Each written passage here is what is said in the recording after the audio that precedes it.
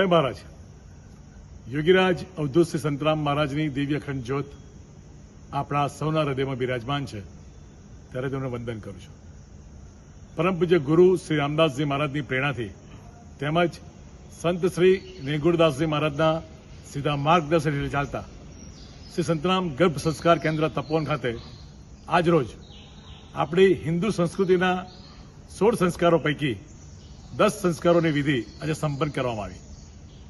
આ 10 સંસ્કારોમાં તપોવનમાં આવતી દીકરીઓએ તેમના બાળકો લઈને આ વિધિ સંપન્ન કરી હતી.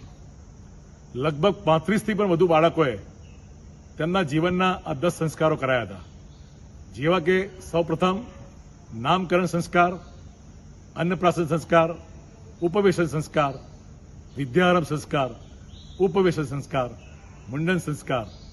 આવા વિવિધ સંસ્કારોની વિધિ આચાર્ય શ્રીમતી કલ્પનાબેન ત્રિવેદી દ્વારા આ વિધિ સંપન્ન કરવામાં આવી હતી. જય મહારાજ.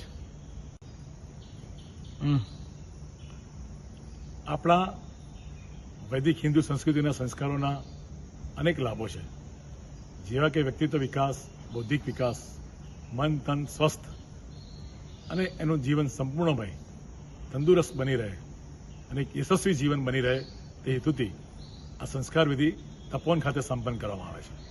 જય મહારાજ.